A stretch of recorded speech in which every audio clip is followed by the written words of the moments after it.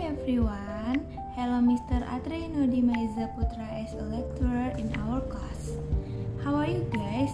I hope you have a nice day. Here we will present about penetapan harga jual produk baru pada PT Indofood CBP Sukses Makmur Tbk. Baik, sebelumnya saya akan memperkenalkan anggota-anggota kelompok kami. Yang pertama ada Lydia Yohanes Sitohang, yaitu saya sendiri sebagai ketua. Selanjutnya ada Katarina Apriana Jilda, ada Mega Utami, dan kemudian ada Kamiludin Ramadan. Selanjutnya masuk ke pembahasan, yaitu yang pertama ada penentuan harga produk, yang kedua ada full cost, dan yang ketiga ada return on investment. Selanjutnya saya akan menjelaskan tentang pengertian harga produk. Harga produk atau harga jual adalah sejumlah kompensasi atau uang ataupun barang yang dibutuhkan untuk mendapatkan sejumlah kombinasi barang atau jasa. Perusahaan selalu menetapkan harga produknya dengan harapan produk tersebut laku terjual dan boleh memperoleh laba yang maksimal. Selanjutnya, pengertian harga produk jual menurut para ahli. Yang pertama, menurut Marius Angipora, bahwa nilai adalah ukuran kuantitatif bobot sebuah produk yang dapat ditukarkan dengan produk lain, sedangkan manfaat atribut sebuah barang yang mempunyai kemampuan untuk memuaskan keinginan. Yang kedua, ada menurut Philip Kotler, bahwa harga yang sejumlah uang yang dibebankan pada suatu produk tertentu. Perusahaan menetapkan harga dalam berbagai cara. Di dalam perusahaan kecil, harga sering kali ditetapkan oleh manajemen puncak. Selanjutnya, menurut Hansen dan Moen, harga jual adalah jumlah moneter yang dibebankan oleh suatu unit usaha kepada pembeli atau pelanggan atas barang atau jasa yang dijual atau diserahkan. Selanjutnya akan dijelaskan oleh teman saya, Kamiludin Ramadan. Terima kasih. Saya Kamiludin Ramadan dengan NIM 632100118 akan melanjutkan presentasi dari kelompok kami. Di sini saya akan membahas tentang penentuan harga pokok pada PT Indofood CBP Sukses Makmur Tbk. Perhitungan harga jual atau harga pokok perkemasan produk yang dilakukan setiap nilai akhir barang, yaitu dengan cara menjumlahkan biaya-biaya produksi ditambah dengan biaya-biaya lainnya dalam memproduksi suatu barang tersebut atau produk tersebut, adalah suatu hal yang penting untuk menentukan atau mendapatkan atau menghitung laba penghasilannya. Biasanya suatu perusahaan itu menentukan margin sekian persen yang telah ditentukan sesuai dengan ketentuan perusahaan untuk menentukan atau menambah nilai labanya. Di sini tertera ada tabel harga pokok, di mana di situ ada harga pokoknya, harga jual, jumlah produk yang dihasilkan, dan laba yang dihasilkan. Yang pertama kita akan bahas periode Oktober 2011. Di PT Indofood ini menggunakan metode full costing, di mana adapun biaya-biaya yang dikeluarkan perusahaan sebagai berikut pada bulan Oktober 2011. Yang pertama ada biaya bahan baku langsung sebesar 3.929.310.000. Yang kedua ada biaya tenaga kerja langsung sebesar 3.033.978.600 rupiah.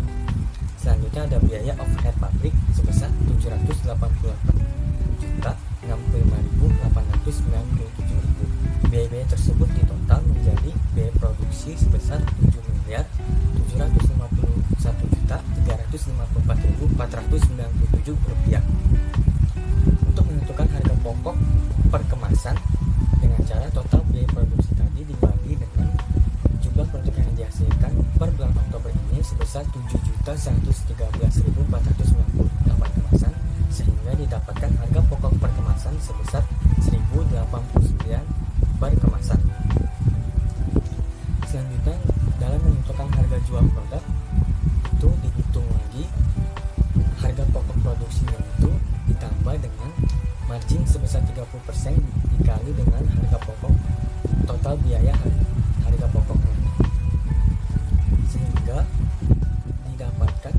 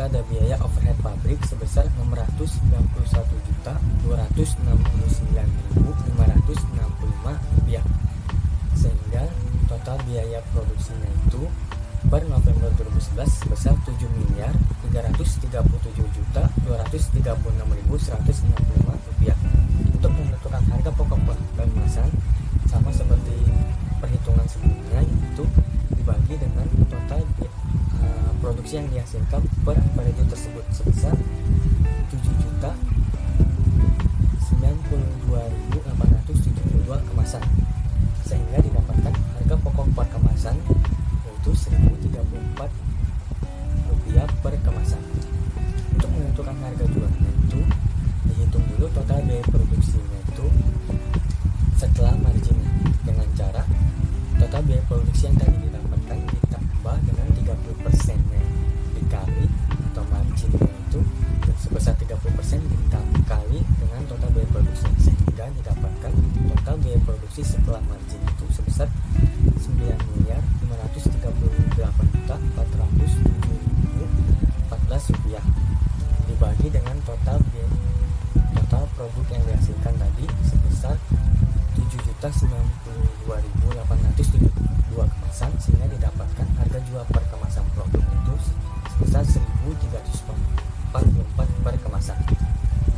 Dari tabel ini didapatkan laba yang dihasilkan itu yang dihitung dari harga pokok sebesar Rp1.034 dikali dengan jumlah produk yang dihasilkan sebanyak 7.092.872 kemasan dengan selisih harga jual dikali dengan jumlah produk yang dihasilkan tadi, sehingga didapatkan selisihnya itu sebesar Rp2.790.390.320 atau harga nilai tersebut bisa disebut dengan laba yang dihasilkan pada periode tersebut. Selanjutnya ada harga pokok atau harga jual yang didapatkan per periode 2011 yang didapatkan dengan menghitung biaya produksi. Yang pertama ada biaya bahan baku langsung per Desember 2011 sebesar Rp4.218.750.000. Selanjutnya ada biaya tenaga kerja langsung sebesar Rp3.156.887.600.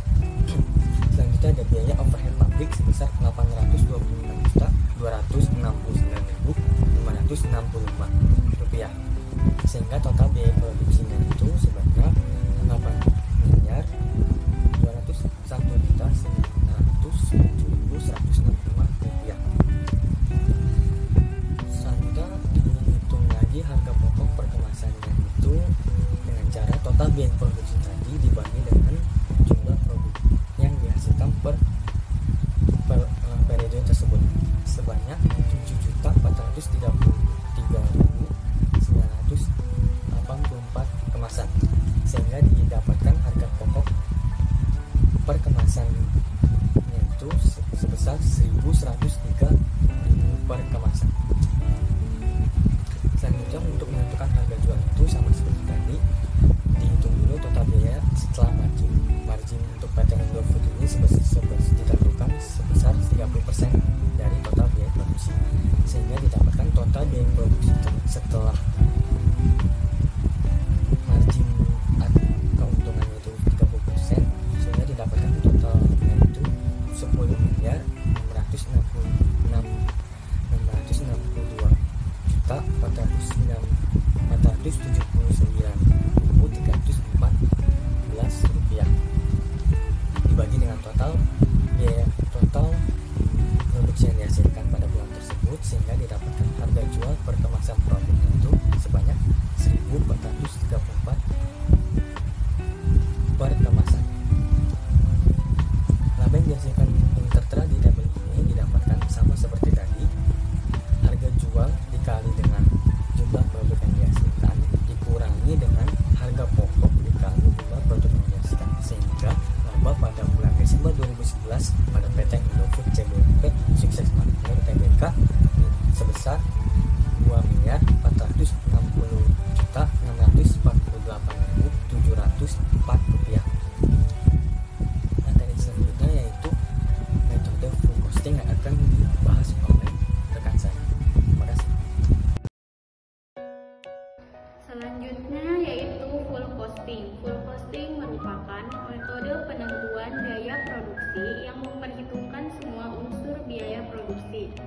yang terdiri dari biaya bahan baku, biaya tenaga kerja langsung, dan biaya overhead pabrik, baik yang berperilaku variabel maupun tetap. Cara perhitungan biaya produksi menggunakan metode full costing, yaitu dengan cara biaya bahan baku ditambah biaya tenaga kerja langsung ditambah biaya overhead tetap ditambah biaya overhead variabel. Biaya bahan baku dan biaya tenaga kerja langsung yaitu biaya yang terkait langsung dengan proses produksi, misalnya upah staf dan biaya bahan baku. Biaya overhead tetap yaitu biaya yang tidak berubah terlepas dari volume produksi, contohnya yaitu penyewaan fasilitas produksi. Untuk selanjutnya yaitu biaya overhead variabel, adalah biaya yang tidak langsung untuk mengoperasikan bisnis. Contohnya biaya gaji pekerjaan tambahan dari departemen produksi. Manfaat full costing dalam akuntansi yaitu untuk menyediakan cara sederhana untuk melacak keuntungan perusahaan, memungkinkan pemahaman tentang semua bagian produksi, meningkatkan area produksi, dan memberikan pengaruh dalam bernegosiasi dengan vendor. Oke, selanjutnya saya Katarina Apriliana Zilda akan melanjutkan pembahasan yang ketiga mengenai return on investment. Return on investment atau biasa disingkat ROI menggambarkan kemampuan perusahaan untuk mendapatkan laba dengan dana yang diinvestasikan. ROI juga merupakan suatu ukuran tentang efektivitas manajemen dalam mengelola investasinya. Rumus yang digunakan untuk mencari rasio return on investment adalah ROI sama dengan earning after tax dibagi total aset dikali 100%. Atau dalam bahasa Indonesianya, ROI sama dengan laba bersih setelah pajak dibagi total aktiva dikali 100%. Perhitungan rasio profitabilitas tahun 2018 sampai 2022. Tahun 2018, earning after tax atau kita sebut laba bersih setelah pajak adalah 4.658, total asetnya 34.367, ROI-nya atau rasionya 13,55%. Tahun 2019, earning after tax-nya 5.360, total asetnya 38.709, ROI atau rasionya adalah 13,85%. Untuk tahun 2020, dalam kurung akuisisi setelah saya searching adalah salah satu strategi yang digunakan untuk mengembangkan bisnis atau mempercepat pertumbuhan sebuah perusahaan. Itu earning after tax-nya 7.418, total asetnya 103.502 dan ROI-nya 7,16%. Untuk tahun 2021, earning after tax-nya 7.911, total asetnya 118.15, ROI-nya 6,70%. Dan untuk tahun 2022, earning after tax-nya 5.722, total asetnya adalah 115.305 dan rasionya atau ROI-nya 4,96%.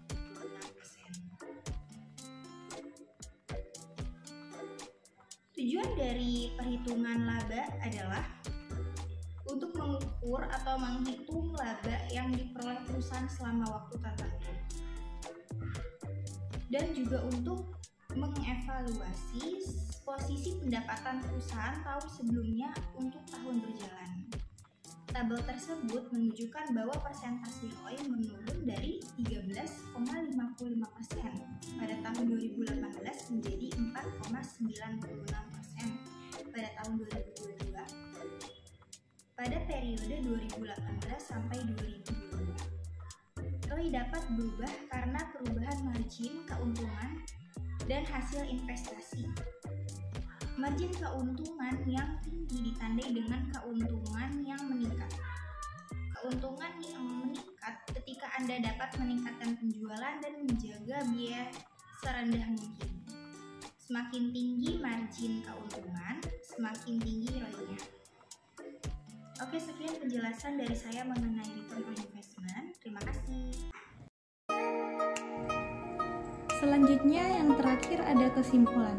Berdasarkan analisis di atas, maka dapat diambil kesimpulan yaitu hasil perhitungan harga jual perkemasan produk terhadap laba yang dihasilkan dengan menggunakan metode harga biaya plus dan metode berbasis pasar atau pesaing perbandingan harga jual perkemasan produk yang terjadi untuk bulan Oktober 2011 atau perusahaan sebesar 1.287. Untuk November 2011, harga jual perkemasan produk atau perusahaan sebesar 1.151. Baik teman-teman semua, sekian yang dapat kami presentasikan. Kami berharap teman-teman semua dapat memahaminya dengan baik. Terima kasih atas perhatiannya. Terima kasih juga kepada Pak Atri sebagai dosen pengampu. Mohon maaf jika ada kesalahan. Sekian dan terima kasih. Bye.